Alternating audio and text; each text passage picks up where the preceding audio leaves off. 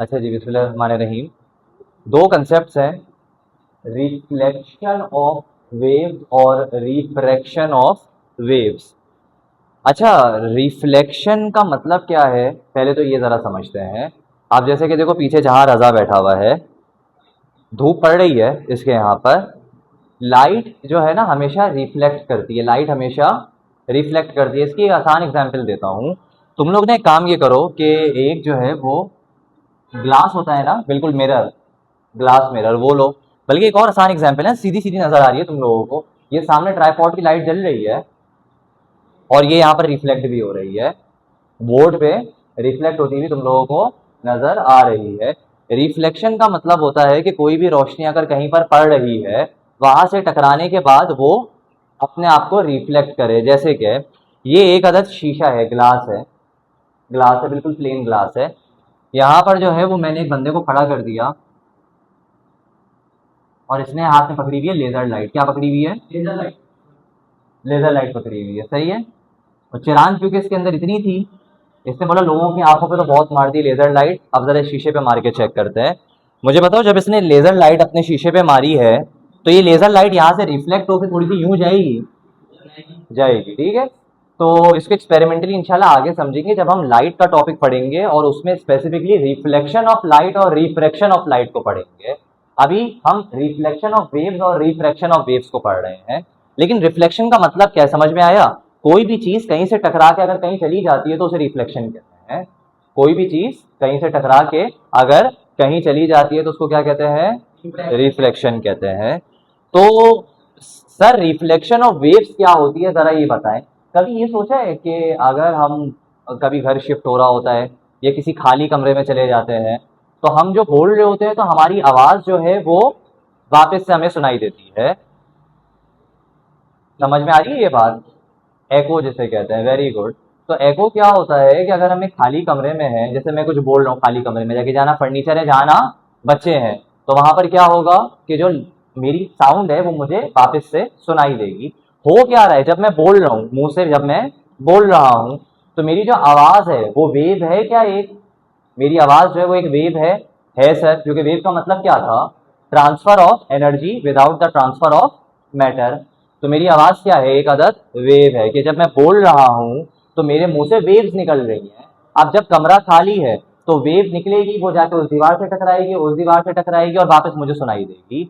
तो जब खाली कमरा होता है, बिल्कुल खाली है, तो वहां पर मेरी निकली हुई आवाज चारों दीवारों से टकराती है और घूम के मुझे सुनाई देती है। तो ये एको का एक इफेक्ट क्रिएट होता है। इसका मतलब सर आप ये कह रहे हैं कि जो हमारे पास साउंड वेव्स हैं या लाइट वेव्स हैं, ये रिफ्लेक्ट होती हैं?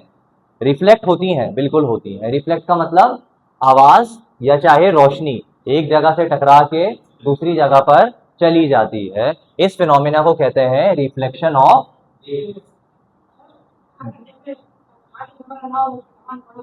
हाँ, इस वजह से, क्योंकि अब मेरी वेव तो वैसे ही निकल रही है, लेकिन इस वक्त ये सिर्फ दीवारों से नहीं टकरा रही है, फर्नीचर से भी टकरा रही है, तुम लोगों से भी टकरा रही है, मुख्तलिफ जगहों से टकरा रही है। तो मुझे वो एको महसूस नहीं हो रहा।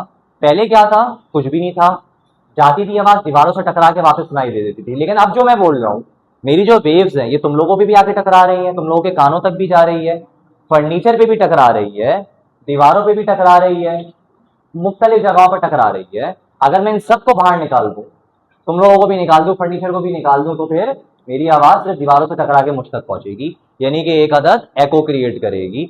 अभी भी साउंड की रिफ्लेक्शन हो रही है, एको अलग चीज है, रिफ्लेक्शन अलग चीज है। मेरी जो आवाज निकल रही है वो अभी भी टकरा टकरा के तुम लोगों तक पहुंच रही है। मेरी थोड़ी सी आवाज तुम लोगों तक डायरेक्ट पहुंच रही है।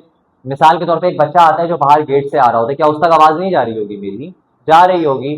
मेरी आवाज तुम लोगों तक डायरेक्ट पहुंच रही है, हो सकता है इस दरवाजे से टकरा रही है, दरवाज वॉल से टकरा रही है और बाहर पहुंच रही है। मेरी आवाज, मेरी जो साउंड वेव्स हैं वो अभी भी मुख्तलिफ जगहों से टकरा टकरा कर पहुंच रही है। बेसिकली क्योंकि मेरी साउंड है तो वो रिफ्लेक्ट जो है वो करेगी। वालेकुम सलाम।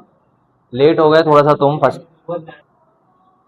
अच्छा जी, बेटा मामला क्या है कि रिफ्लेक्शन ऑफ लाइट क्या थी कि अगर मेरी आवाज या रोशनी कुछ भी है वो एक जगह से टकरा के दूसरी जगह पर जा रही है तो ये रिफ्लेक्शन कहलाती है।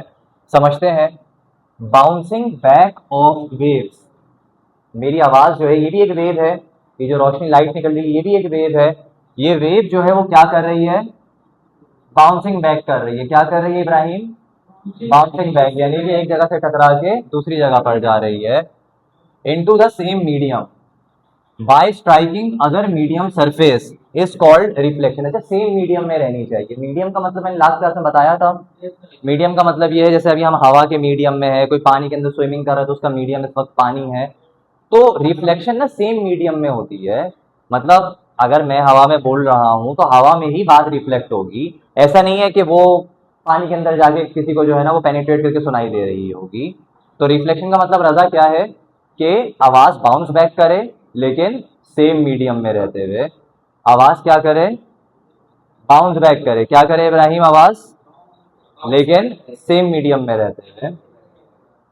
तो ये क्या कहलाती है, रिफ्लेक्शन। क्या कहलाती है, रिफ्लेक्शन। अच्छा, अब आते हैं हम रिफ्रैक्शन ऑफ वेव्स के ऊपर। किसके ऊपर, when a wave enters from a region of deep water to a region of shallow water, when a wave enters from a region of deep water to a region of shallow water at an angle the wave will change its direction.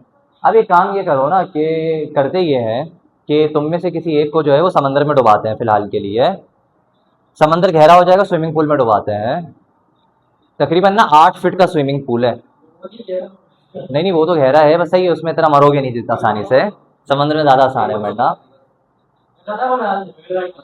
अच्छा एक minute, किसी भी XYZ बच्चे को swimming pool के अंदर डाला। Swimming pool है 8 फीट का, कितने फीट का है, 8 फीट का। अच्छा, स्विमिंग पूल में उसको बिल्कुल बोला कि जाके ना डूब जाओ अंदर, बिल्कुल डुबा दिया उसको। लेकिन उसके हाथ में ना एक गन भी पकड़ाई। अच्छा 8 फीट पता है कितना होता है, मैं 6 फीट का हूँ, 6.4 का हूँ मैं। तो 8 फीट मुझसे भी 2 इंच ऊपर, और तो काफी ऊपर इससे। इतना गहरा स्विमिंग पूल है, उसमें मैंने एक बच्चे को डुबा दिया। उसके हाथ में पकड़वा दी एक आदत मैंने गन, और मैंने बोला फायर करो। अच्छा, हैवी गन थी जो पानी को चीरते हुए जाती है ऊपर तक, मतलब इतना इतनी चली जाएगी। समझ, एक बात यहाँ पर समझो ना, पानी है, यहाँ पर बेचारा वो क्या है, हमारा बंदा है, इसके हाथ पे क्या है,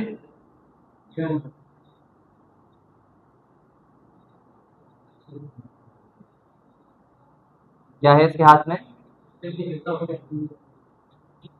गन है। क्लियर हो रही है ये बात, क्या है। अब ये क्या करता है, यहाँ से करेगा फायर। इस चीज को ना, इस कंसेप्ट को समझ लो तो जहन में बिल्कुल बैठ जाएगा कि रिफ्रैक्शन जो है वो क्या है। गन है बंदे के हाथ में, 8 फीट के नीचे है। अब ये करेगा फायर नीचे से। अच्छा, गोली जो है ना वो ऐसे ऐसे ऐसे ऐसे वेव बनाते बनाते बनाते जो है वो ऊपर तक आएगी। अच्छा, ये सारा डीप वाटर है, ये सारा डीप वाटर का मतलब बहुत गहराई में है ना विपन का। आहिस्ता आहिस्ता जो है डीप वाटर से गोली आ रही है शैलो वाटर में। शैलो वाटर यानी कि पानी का ऊपर ऊपरी हिस्सा। पानी का ऊपरी हिस्सा शैलो वाटर कहलाता है, पानी का नीचे वाला हिस्सा डीप वाटर कहलाता है। तो इस बंदे के हाथ में जो गन है, जो उसने फायर करी, डीप वाटर से ये वेव बनाते बनाते बनाते शैलो वाटर तक आई। जैसे ही गोली बाहर निकली ना, इसने जो है ना अपनी इतनी बड़ी वेव बनाई। जैसे नहीं, कोई पत्थर अगर पानी से बाहर निकल जाए, कोई गोली पानी से बाहर निकल रही है, तो सतह पर पानी के इतनी बड़ी वेव बनाएगा वो। समझ में आ रही है ना बात। उल्टा करो इसको, जैसे कि हमने एक पत्थर जो है वो पानी में फेंका, तो ऊपर किस तरीके से वो वेव बनाएगा, गोल सी, जहां पर पत्थर गिरेगा वहां से वेव्स पैदा होने लगेंगी और दूर तक जाएंगी। तो इसका मतलब सर कि कोई भी ऑब्जेक्ट अगर डीप वाटर से शैलो वाटर की तरफ आता है, डीप वाटर से शैलो वाटर की तरफ आता है, ये जगह जो है ये जगह कहलाती है डीप वाटर। ये जगह क्या कहलाती है, और ये जो पानी की सतह है ये कहलाती है शैलो वाटर। कोई भी चीज अगर डीप वाटर से किसकी तरफ आती है, तो डीप वाटर में वो एक तरीके से वेव बना रही होगी, लेकिन जैसे ही वो शैलो वाटर में आएगी वो वेव बनाना मुख्तलिफ तरीके से शुरू कर देगी। डीप वाटर में बहुत थोड़ी थोड़ी सी वेव्स बना रही थी, लेकिन जैसे ही शैलो वाटर पे आई तो उसने अपना वेव का साइज क्या कर दिया, बढ़ा दिया, इंक्रीज कर दिया। डीप वाटर में वेव का साइज एक मखसूस था, लेकिन शैलो वाटर में आते ही वेव का साइज बढ़ गया। इस प्रोसेस को, इस फिनोमिना को, जिसमें डीप वाटर से कोई भी चीज अगर शैलो वाटर तक आ रही है, डीप वाटर में वो अपना साइज अलग रखी हुई है और शैलो वाटर में आके वो अपना साइज अलग रखी हुई है। ये फिनोमेना कहलाता है रिफ्रैक्शन ऑफ वेव्स। क्लियर हो रही है ये बात? ये फिनोमेना क्या कहलाता है? Of wave. अब आप लोग जो है वो मुझे इंडिविजुअली बताओगे रिफ्रैक्शन और रिफ्लेक्शन का मतलब। ठीक है, इस पर स्टॉप करो बेटा वीडियो को।